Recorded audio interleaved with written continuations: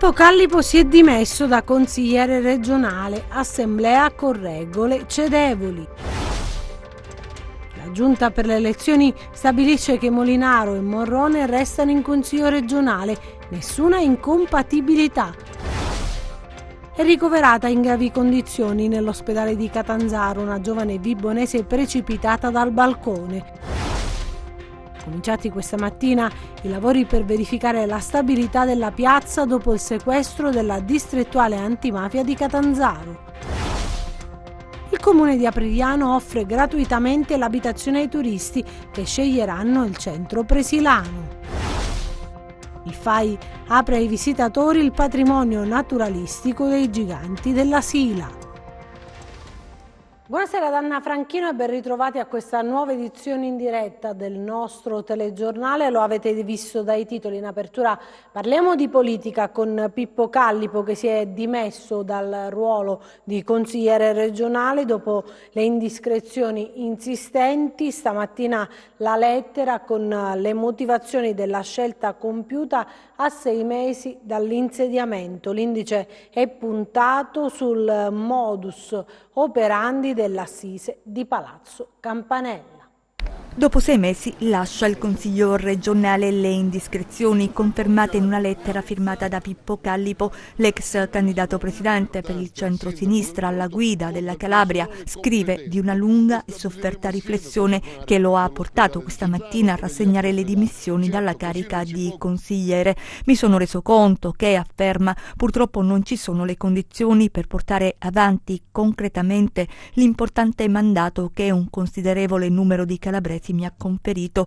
Callipo, fondatore del movimento Io Resto in Calabria, si dice traumatizzato perché, nonostante gli sforzi, non ha portato e non avrebbe portato nessun risultato. Inaccettabile per un imprenditore abituato a ragionare per obiettivi. L'ormai ex consigliere regionale punta l'indice sulle regole e i principi che ordinano, spiega, l'attività del Consiglio regionale, che sono di fatto cedevoli, li definisce proprio così, al cospetto di prassi consolidate negli anni che mortificano la massima assemblea legislativa calabrese e che si scontrano con la mia mentalità improntata alla concretezza. L'attività del Consiglio si svolge attraverso liturgie politiche che impediscono, precisa, la valutazione delle questioni sulla quale l'assemblea è chiamata ad esprimersi, impedendo quindi che il Consiglio stesso renda quel servizio al quale dovrebbe tendere istituzionalmente.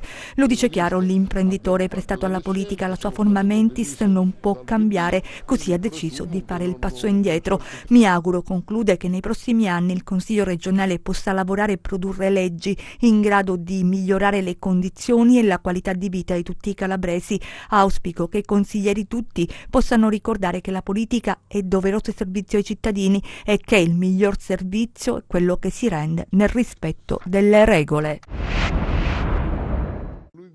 Callipo lascia. Non è proprio una novità, visto che l'imprenditore ogni volta che si cimenta con la politica trova sempre qualcosa che non va e alla fine lascia. Questa volta il motivo risiede nel Consiglio regionale e nelle liturgie dell'inconcludente dai e vai dei partiti. Dicono che l'imprenditore sia rimasto traumatizzato dalla vicenda dei vitalizi, come fosse un neofita dell'agone politico regionale, come se non sapesse che l'andazzo è questo. Del resto, in campagna elettorale aveva promesso la rivoluzione, cosa più, cosa meno. È vero, quando non vinci magari la determinazione non è la stessa del vincitore, ma bisogna pur sempre rispettare i cittadini che ti hanno concesso fiducia, e poi le cose si cambiano se si rimane in trincea a combattere, non rinunciando, buttando la spugna per la serie: ho scherzato e torno a fare l'imprenditore. È una pagina non bellissima, come non è bella la figuraccia rimediata dal PD e dal suo segretario Zingaretti, sponsor deciso e convinto di Callipo. Adesso che si fa? Cosa dirà il segretario agli elettori calabresi? E il commissario Graziano? Dice che prende atto della decisione assunta dall'imprenditore e magari che il Partito Democratico sarà sempre dalla parte di chi lotta per le regole democratiche a tutela delle prerogative di tutti. Una dichiarazione di facciata che non assolve il partito e non impedisce ai militanti di addebitare ai vertici del PD la figuraccia. Intanto il Movimento 5 Stelle punzecchia invitando a riflettere. Mentre Callipo si dimette, l'assessore Catalfamo, accusata di concorso esterno con l''ndrangheta, rimane in giunta. La stessa esponente dell'esecutivo però fa sapere di non essere indagata per questo tipo di reato. E oggi è stato anche il giorno del Consiglio regionale, però ancora senza la presenza dell'opposizione, irrigidita dalla procedura utilizzata dalla maggioranza che nella scorsa seduta aveva autonomamente proceduto ad eleggere i vicepresidenti delle commissioni normalmente spettanti proprio all'opposizione. A nulla è servita la disponibilità del Presidente del Consiglio Domenico Tallini, che aveva inserito nei primi 7 punti all'ordine del giorno la presa d'atto delle dimissioni dei vicepresidenti eletti dalla maggioranza e l'elezione degli stessi vicepresidenti in rappresentanza dell'opposizione. Pertanto, in assenza proprio del centrosinistra, non è rimasto altro che dichiarare decaduti i relativi punti all'ordine del giorno. Il centrosinistra adesso è stato invitato dal Presidente Tallini a indicare i propri componenti in seno alle commissioni. La Giunta per le elezioni ha stabilito invece che Molinaro e Morrone restano in Consiglio regionale, per loro nessuna incompatibilità. Pietro Molinaro e Luca Morrone restano in Consiglio. Non vi è nessuna incompatibilità, lo ha stabilito la Giunta per le elezioni, prendendo atto del parere dell'Ufficio di assistenza giuridica del Consiglio regionale. Dal parere è emerso che non sussistono le condizioni né di ineleggibilità né di incompatibilità nei confronti dei 2 consiglieri. Contro l'elezione dei 2 aveva presentato ricorso Luigi Novello, primo dei non eletti nella lista della Lega. Si chiude quindi il primo tempo di quella che si preannuncia una lunga battaglia. Novello ha fatto sapere di voler andare avanti perché questo è un giudizio politico. Adesso si attende il 15 luglio il parere del Tribunale ordinario e poi eventualmente ci sarà il riesame a decidere. Novello dunque è convinto di avere tutte le carte in regola per entrare in Consiglio regionale ed è pronto a giocarsi fino in fondo le sue chance.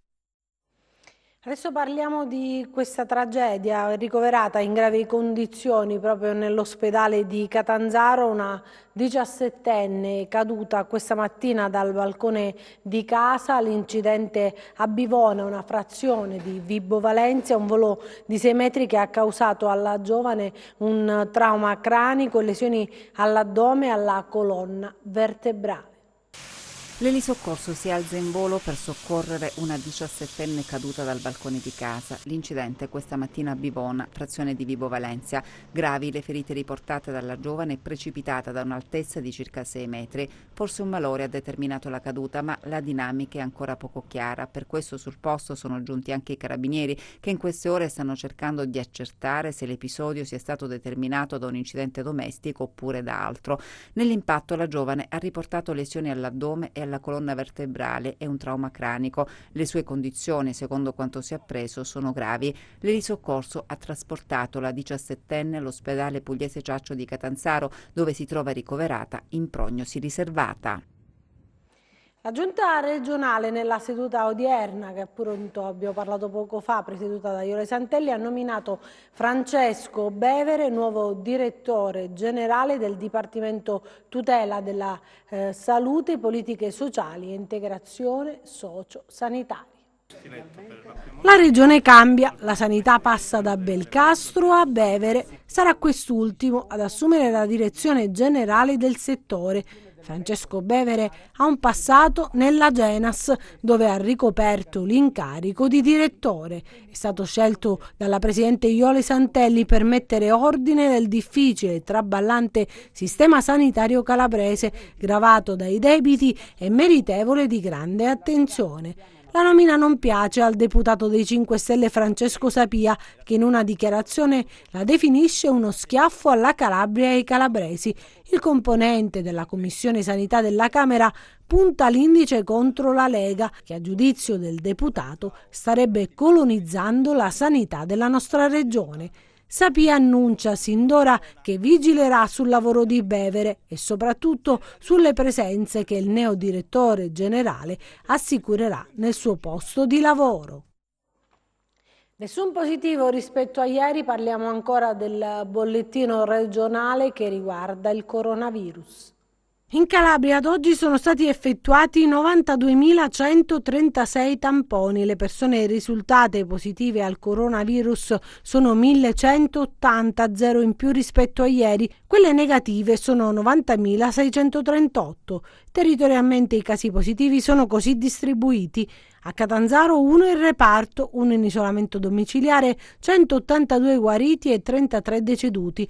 A Cosenza 2 in isolamento domiciliare, 432 guariti e 34 deceduti. A Reggio Calabria 2 in reparto, 17 in isolamento domiciliare, 255 guariti e 19 deceduti. A Crotone 1 in isolamento domiciliare, 112 guariti e 6 deceduti, mentre a Vibo 1 in reparto, 1 in isolamento domiciliare, 76 guariti e 5 deceduti. Il totale dei casi di Catanzaro comprende soggetti provenienti da altre strutture e province che nel tempo sono stati dimessi.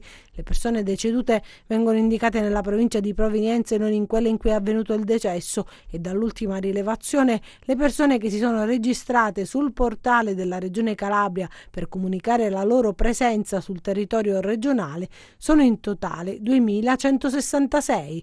Nel conteggio sono anche compresi 2 pazienti di Bergamo trasferiti a Catanzaro, mentre non sono compresi i numeri del contagio pervenuti dopo la comunicazione dei dati alla Protezione Civile Nazionale. Cambiamo decisamente argomento, ci spostiamo a Roseto, Capo Spulico, nel Cosentino, dove è stato promosso un incontro per celebrare una delle eccellenze del territorio, la RSA Villa Azzurra.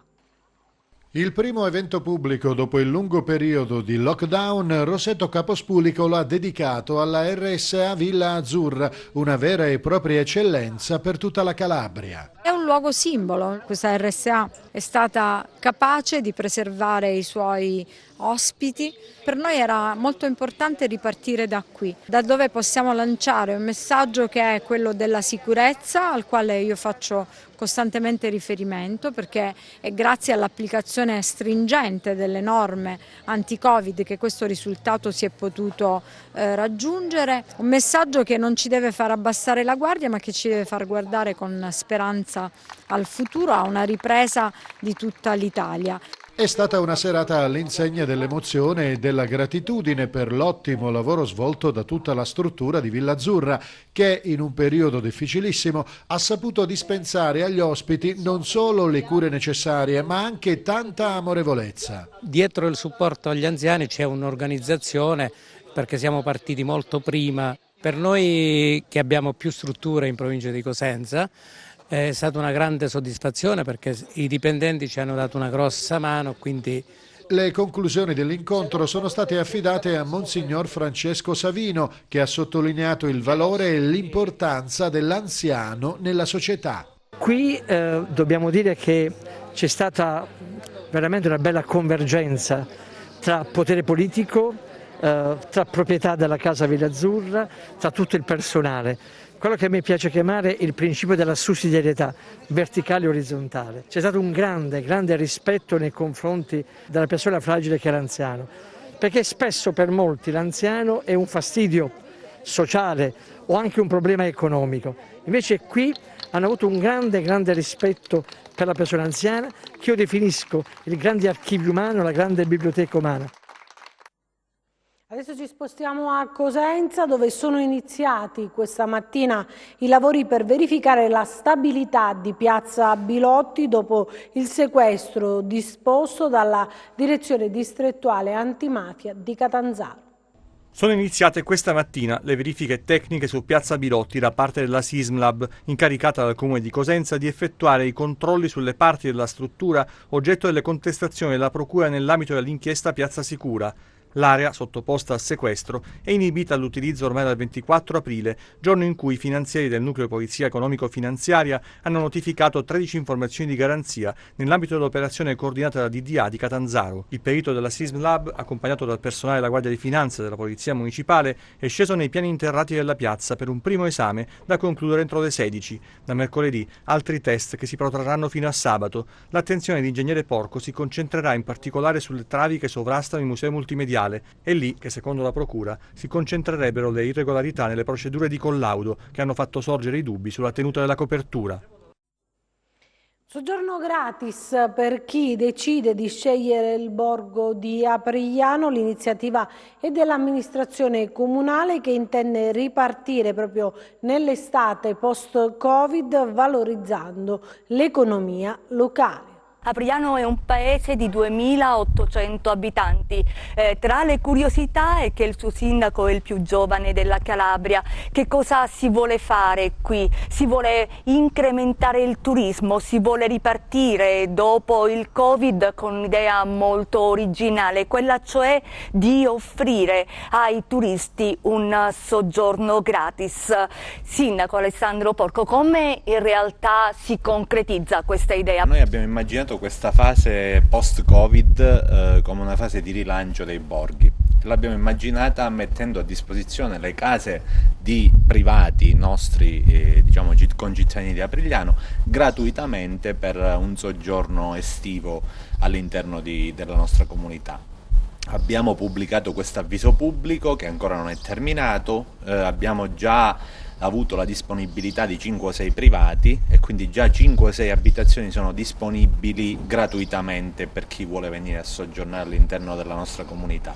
Non è finito ancora l'avviso pubblico, ma si strutturerà così. Abbiamo immaginato il nostro borgo come una sorta di villaggio turistico, quindi daremo gratuitamente queste case in vitto e poi diciamo allieteremo il soggiorno di chi vorrà intrattenersi nella stagione estiva qui da noi con percorsi trekking, risveglio muscolare, quindi attività sportiva e percorsi trekking all'interno della nostra comunità. L'abbiamo immaginato così per ripartire in maniera diversa, per puntare sui borghi, per puntare.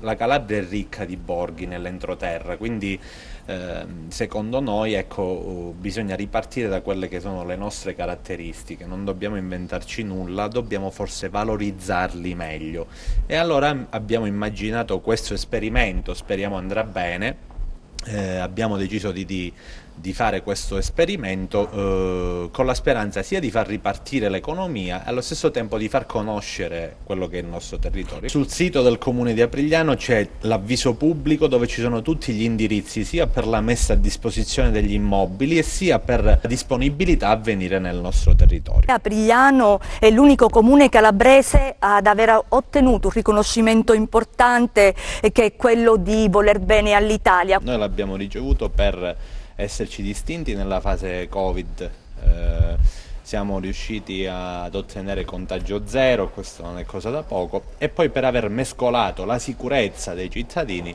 al benessere e alle caratteristiche del nostro territorio. Siamo in collegamento sempre e costantemente con Legambiente, abbiamo cercato il più possibile di valorizzare l'ambiente e i percorsi che ci offre la nostra comunità. Per questo siamo stati attenzionati per immaginare una fase 2 o una fase 3 che dir si voglia diversa, una fase 3 diversa, immaginando un borgo dell'entroterra calabrese protagonista anche sull'aspetto del turismo. Parliamo invece adesso di incendi boschivi perché ci sono stati 2 interventi di Calabria Verde a Motta, Follone e a Bove. Giornata impegnativa per Calabria Verde, azienda regionale per la forestazione e per le politiche della montagna sul fronte dell'azione di contrasto agli incendi boschivi. 2 le operazioni che hanno visto impegnati uomini e mezzi dell'azienda per domare le fiamme sviluppatesi a Mottafollone in provincia di Cosenza e a Bova in provincia di Reggio Calabria. Per domare l'incendio di Mottafollone è stato necessario anche l'intervento di un mezzo aereo regionale e un Canadair della flotta di Stato, oltre che un autobot e un mezzo pick-up con personale di Calabria Verde. I 2 mezzi aerei sono stati gestiti da altrettanti direttori delle operazioni di spegnimento DOS di Calabria Verde. Parliamo adesso di cronaca perché torniamo proprio sull'omicidio di Francesco Vangeli, perché sono stati rinviati a giudizio gli imputati proprio per l'omicidio. Sono stati rinviati a giudizio gli imputati per il caso dell'omicidio di Francesco Vangeli, il 26enne di Scaliti di Filandari, ucciso la notte del 9 ottobre 2018 a San Giovanni di Mileto e il cui cadavere non è mai stato ritrovato. Lo ha deciso il GUP distrettuale, che ha accolto la richiesta avanzata dal PM della DDA di Catanzaro. Il processo con rito ordinario inizierà il prossimo 22 settembre davanti ai giudici della Corte d'Assise di Catanzaro.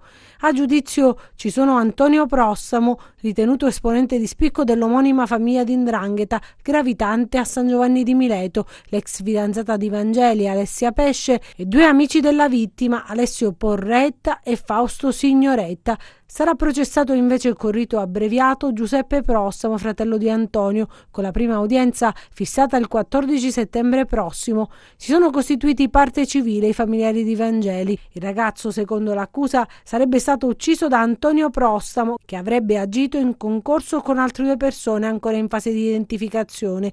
Il 26enne sarebbe stato attirato con un pretesto nella casa di Antonio e Giuseppe Prossamo a San Giovanni di Mileto, dove sarebbe stato ferito da un colpo di fucile rinchiuso in un sacco di plastica, ancora moribondo, trasportato a bordo della sua auto nei pressi del fiume Mesina e gettato in acqua. Quindi i suoi presunti assassini hanno bruciato la vettura nel tentativo di cancellare quante più tracce possibili. Nei mesi scorsi la Cassazione aveva escluso il reato di omicidio per Giuseppe Prossamo. Uno dei moventi del delitto sarebbe di natura passionale, una ragazza contesa accusata di aver reso false dichiarazioni agli investigatori dopo la scomparsa di Vangeli. Parliamo adesso del FAI, che apre ai visitatori il patrimonio naturalistico dei giganti della Sila. Un bosco ultracentenario con oltre 60 esemplari di pini larici e aceri montani. Ecco i giganti della Sila nel cuore del Parco Nazionale della Sila. Un posto unico nel suo genere, alberi alti fino a 45 metri, un patrimonio storico naturale di enorme valore. Un weekend all'insegna della natura, dunque, con le giornate nazionali del FAI, il Fondo Ambiente Italiano. Questo è il primo e unico bene che il FAI, il Fondo Ambiente Italiano, ha in Calabria, dato in concessione dal Parco Nazionale della Sila dal 2016, e quello che facciamo è proprio quello di cerchiamo di tutelare, valorizzare e gestire uno dei luoghi più belli che abbiamo in questa Calabria e non solo.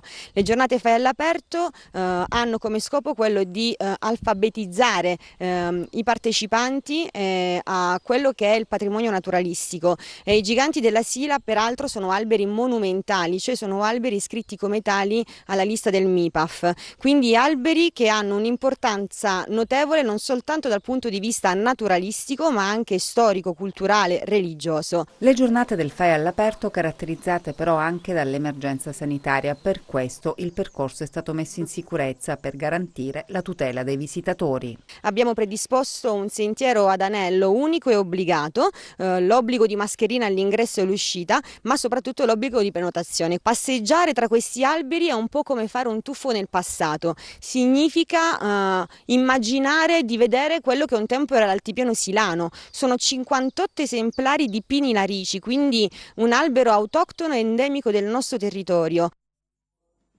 Adesso parliamo delle località balneari calabresi che sono state prese d'assalto nell'ultimo weekend di giugno dopo il lockdown. Vediamo com'è andata.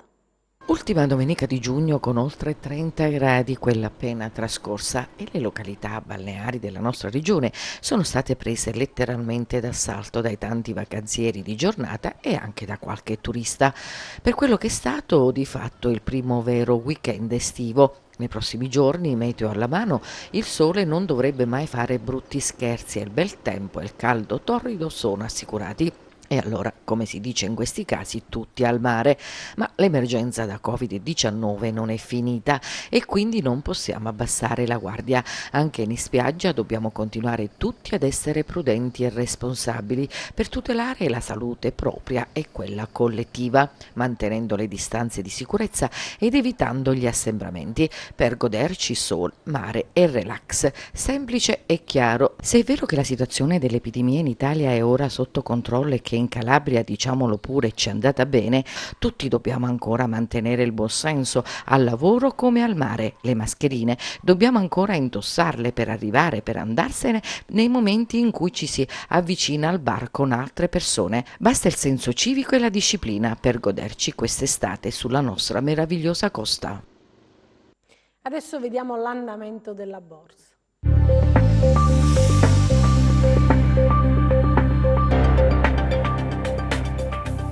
Chiusura positiva per le borse europee. Passano momentaneamente in secondo piano le preoccupazioni legate all'aumento dei contagi da coronavirus in alcuni stati USA, oltre che in Brasile, Regno Unito, India e alcune zone di Pechino. Nel vecchio continente, focus sull'incontro tra il cancelliere tedesco Angela Merkel e il presidente francese Emmanuel Macron, con il tema Recovery Plan sul tavolo, in vista del summit europeo di metà luglio. Sul fronte macro, l'indice di fiducia dei consumatori dell'Eurozona ha confermato la risalita a meno 14,7 punti a giugno, dai meno 18,8 di maggio, mentre l'indicatore sulla fiducia economica è aumentato a 75,7 punti. In Germania, la lettura preliminare dell'inflazione di giugno ha evidenziato un più 0,6% mensile, un più 0,9% annuo, superando le attese. A Piazza Affari il FTSE termina in rialzo dell'1,7%, ben intonato come l'Ibex 35 di Madrid a più 1,6%, il FTSE 100 di Londra a più 1,3%, il DAX di Francoforte a più 1,2% e il CAC 40 di Parigi a più 0,7%. Oltreoceano in progresso anche il Dow Jones a più 1,7%, l'S&P 500 a più 1% e il Nasdaq a più 0,7%. Sul Forex l'euro-dollaro risale a 1,124, mentre il cambio tra biglietto verde e yen resta a 107,7. Tra le materie prime guadagnano terreno le quotazioni del greggio, con il Brent a più 0,9% a $41,3 e il WTI a più 1,2% a $39 al barile. Sull'obbligazionario lo spread BTP Bund si attesta a 176 punti base, con il rendimento del decennale italiano all'1,29%. Infine a Piazza Affari spiccano le banche con Banco BPM a più 6%, Bipere a più 4,9%, Mediobanca a più 4,5%, Unicredit a più 4,4%. Debole invece di Asorin a meno 1,0%. Grazie e buon proseguimento di serata. E noi adesso vediamo il meteo.